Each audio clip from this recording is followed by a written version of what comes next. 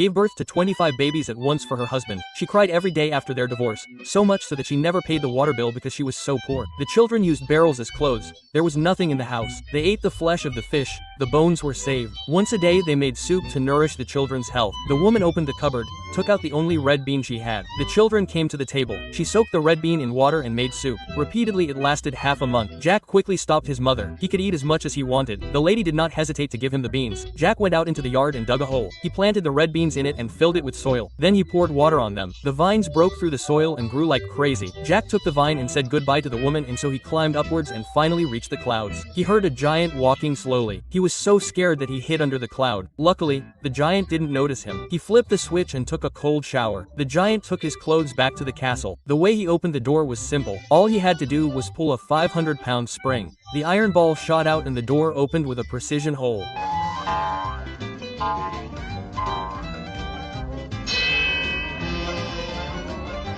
Jack was clearly not up to the task. He managed to sneak in using a microphone. Then he carefully followed the giant. He came to a secret laboratory. Jack looked out the window. The giant approached the hen. He grabbed the hen by the neck. There was even an egg. He slapped the hen twice. Then he pulled on its wings. The hen turned into a popsicle machine. The patterns in its eyes blinked wildly. Finally, it stopped under the pattern of the cherry. 25 golden eggs rolled out of the tunnel. Jack was elated and the giant sliced them up and put them in his vault. As soon as he left, Jack jumped off the ledge. The hen was about to scream, but Jack motioned for her to be quiet. "I'm here to save you." And so it was. Jack scurried away with the hen in his arms. The burglar alarm went off by accident. The giant smashed the vault to the ground and chased after him furiously. Jack was clearly no match for the giant. He was soon outmatched. He was caught in a few rounds. At the critical moment, the hen came to his aid and knocked the giant down. Jack escaped from the castle and closed the door, but then the giant burst through the door and went after him. He was about to be caught. The hen went into fighting mode. She pounced, aimed at the giant. Jack caught the hen in midair, dived headfirst into the clouds. He played hide and seek with the giant.